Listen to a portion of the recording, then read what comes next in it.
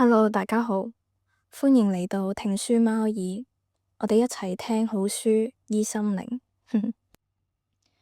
唔知道大家有冇發現今日嘅貓耳有啲唔同呢？冇錯，今日係冇 AI 嘅，而係由我親自嚟到麥克風面前呢，用語音陪伴大家。因為呢，我實在太想呢同大家分享呢本書，而我呢一日嘅狀態都不錯，咁所以呢，我都想親自用我把聲啦去陪伴大家。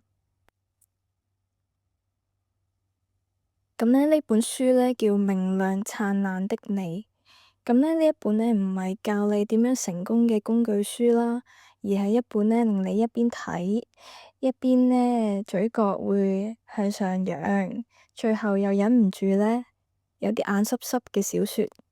咁呢故事裏邊呢係冇超級英雄嘅，淨係得一個孤獨嘅70歲婆婆，仲有一個你估都估唔到嘅主角。佢個名呢叫 Marcellus，係一隻太平洋巨型嘅章魚。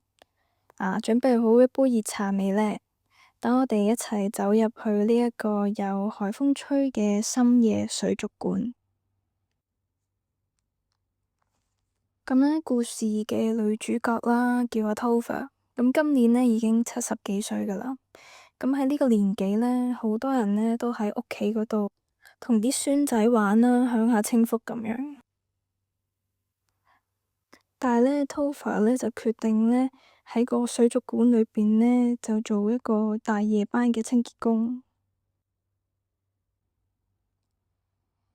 因為呢，佢要令自己不斷咁樣忙碌，不斷咁樣抹玻璃，咁佢先可以暫時忘記心裏邊嘅痛。咁喺幾年前啦，佢嘅丈夫呢，因為癌症過世，咁樣令佢無法釋懷。最慘嘅係佢唯一嘅仔 Eric 喺18歲嗰一年，喺一個平靜嘅夜晚出咗海，就再冇返嚟啦。警察就話呢個係意外，但喺 Topher 心裏邊一直有解唔開嘅結。30年過去，阿 Topher 就好似一個孤島咁，將所有嘅悲傷都鎖喺裏邊。佢唔希望麻煩人哋，所以佢將自己打理到一絲不苟。每日嘅深夜，當水族館所有嘅遊客都走晒啦，佢就會攞住個地拖，自己一個行嗰條安靜嘅走廊。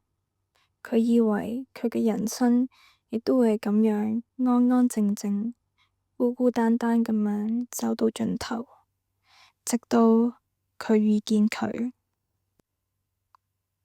Marcellus。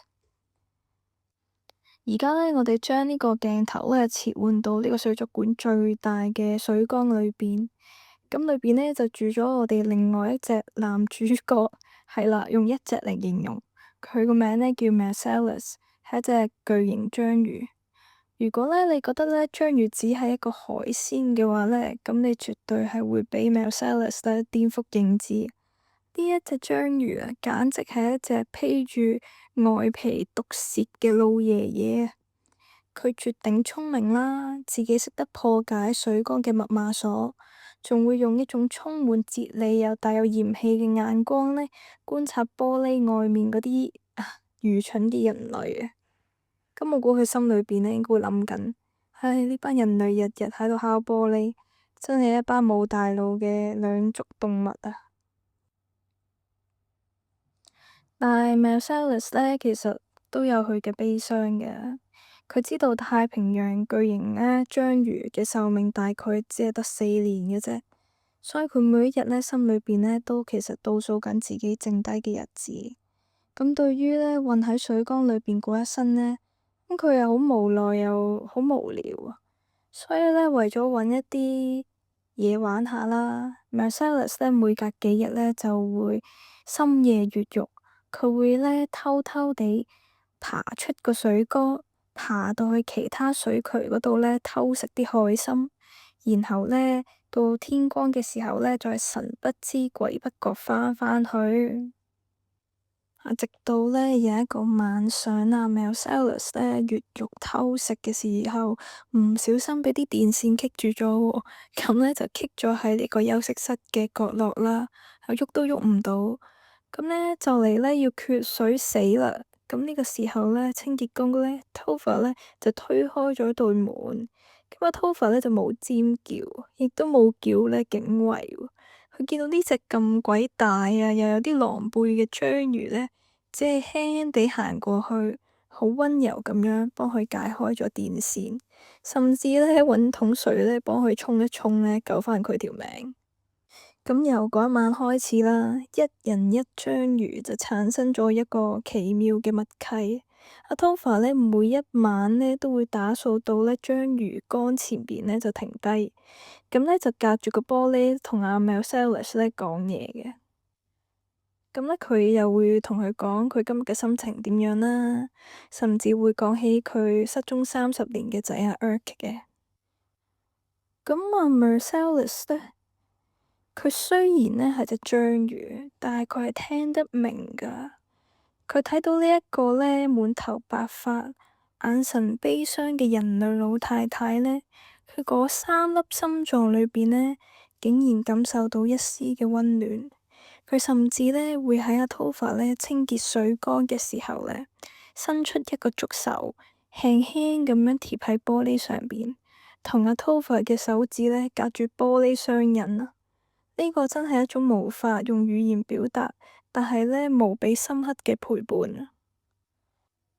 但係 Marcellus 呢，其實唔係淨係一個安靜嘅聆聽者，佢係作為一個擁有極高智慧、極高智商，而且能夠喺水族館各個角落穿梭嘅章魚，佢其實知道好多好多人類唔知嘅秘密。甚至佢喺水族館嘅水池底部發現咗一啲線索，而呢啲線索呢，竟然呢同阿 Topher 30年前失蹤嘅仔阿 Erk 呢有千絲萬縷嘅關係。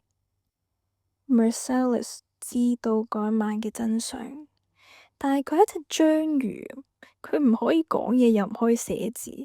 面對住對佢咁好嘅阿 Topher 婆婆呢，一隻剩低幾十日壽命嘅章魚，又點樣將呢一個天大嘅秘密話俾佢聽呢？咁呢，今日上集嘅故事就講到呢度啦。唔知大家呢聽完阿 Topher 同埋 Marcellus 相遇，心裏邊有冇一少少嘅觸動呢？歡迎喺留言區呢話俾我聽你嘅感受。如果你鍾意呢，我親自講故事呢個版本呢，都請你一定要點讚啦、訂閱、聽書貓兒。下一集呢，我哋會揭開呢個塵封30年嘅真相。我哋一齊嚟睇下呢個偉大嘅章魚點樣呢？用佢最後嘅生命呢，為 Topher 帶來明亮燦爛嘅奇蹟。我哋下集見啦，拜拜。